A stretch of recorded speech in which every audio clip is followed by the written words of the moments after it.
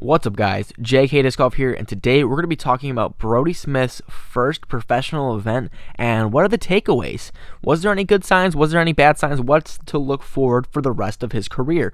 And this gives a pretty good baseline. I think the only trouble is, as we probably know from now, the Waco tournament was cut short by 2 rounds, so we really didn't get to see him finish a whole tournament, but we got 2 solid rounds out of Brodie Smith.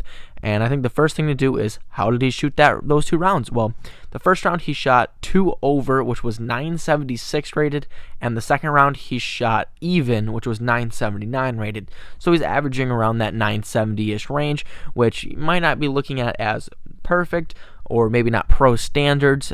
However, I think since it's his first professional event, we can look at that and just say he's a lot better than what I think a lot of people would have gave him credit for. So 2 970 rated rounds, not bad.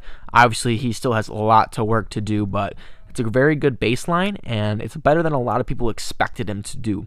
And he took 80th place out of 114th people. He actually tied with AJ Risley for 80th place. And again, looking at that, you're going to be thinking, well, 80th place is not that good. And you know what? It really is not that good, but I think ending the tournament, I think he has a lot of things to out of mind, a lot of good things to take away from this tournament, and a lot of other bad things and some things to work on going to his next tournament. Now, some of the takeaways we have, well, his first tournament is out of the way. He doesn't have to have the first tournament jitters or anything like that. He actually knows what to expect with the spectators and the people he's playing with. As the first round, he played with 3 of the top tier pros in our sport, and I think he fared maybe not the best, but I think he played well. He didn't play awful. And when we look at the footage, he really doesn't make any drastic mistakes. I think here and there he misses a putt. As we're looking at hole 1, his first part of the tournament, he did give a little bit of a misrelease. It was definitely fluffed. He airballed it from circle 1, and right there, I think out of the gate, people were wondering, oh man, is this going to be a good tournament for him? Is this a statement of he's not going to be playing very good disc golf? Well, hole 2, he kind of put that to rest with a nice couple drives and a very nice putt to put away for a first birdie he ever got. So it was awesome to see him off to a roll a little bit.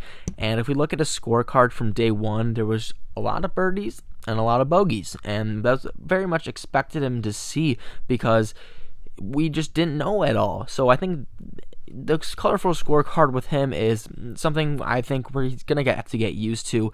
I think he doesn't have in mind that par mentality, which he probably going to need to adapt to, at least for now. I think getting the birdies that are necessary and the pars that are where they're needed most are what's going to stop him. But something that I really look forward to coming into this that he was good at was that putt, and I think that he showed that at some times, and other times it did seem like he was aiming at nowhere.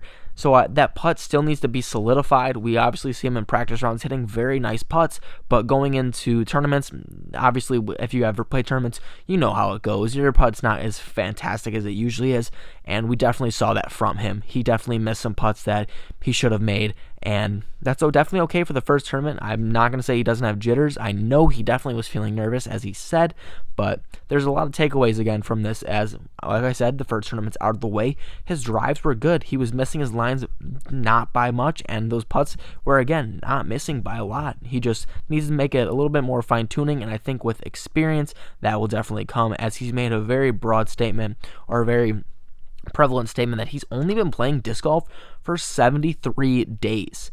Think about that for a second. 73 days jumping into one of his first disc golf pro tour events. Not too bad, guys. I'm just going to say that. It's not bad at all. This course is a monster, and shooting +2 on the event is not bad at all. So I think the biggest highlight of the event was making that huge Circle 2 scooper putt. That was just amazing to see. No one thought that this scooper putt was going to be a thing, but I saw him put out many different occasions where he would just have that thing drop so it wouldn't be going long of the basket. So that's something maybe going to be more prevalent in his game, which is awesome to see. He's putting a little bit of more unorthodox throws in there, which is fun to see. But Brodie Smith's first tournament, I would say this is a success no matter what many people look at. Yes, he didn't come close to winning. Yes, he only didn't shoot even 1,000 rated, but he He's only been playing for 2 months, so put a little bit more tournaments underneath his belt, and I'm sure he's going to be up there, probably towards the middle of the pack, but still, I think his drive, he's been throwing long drives, he's been making putts. We see it, all the components are there. He just really needs to put them all together and continue to practice and fine-tune his craft. And once he gets more reps in and more tournaments in, he's definitely going to be becoming that more overall good disc golfer. And I'm very much excited to see how he does later on in his career. I think this was a great first tournament. I think Brodie's going to be just fine in this disc golf career, and it's going to be exciting to see him strive and see him perform to the best of his abilities. So I think this is a success for him. I really don't think this is going to discourage him at all. I think this is going to push him more to know that he needs to put in the more reps, put a little bit more practice in, get a little bit more coaching, and he's going to be just fine. Brodie Smith really hasn't said if he's going to be playing any other tournaments with this short suspension of the Disc Golf Pro Tour and major events. I don't really know what's going to happen. I'm assuming he's going to put a lot more reps in, a lot more practice. We'll see a bunch more content coming from him, and I'm excited to go watch that, guys. But that was his first tournament. Again, I'm going to say it again. It was a success for him. It was a win, and I can't wait to see him play disc golf for the rest of the year and the rest of his career. Make sure to drop a like, guys, if you want me to follow Brodie Smith and continue to give these updates for not only him, but what's going on in the disc golf community. I love making these videos. I've been making a lot of them recently, and I don't plan on stopping them, guys. So make sure to subscribe if you haven't already to be getting these updates and getting these notifications on the news coming through the disc golf community, guys. And as always, make sure to keep throwing.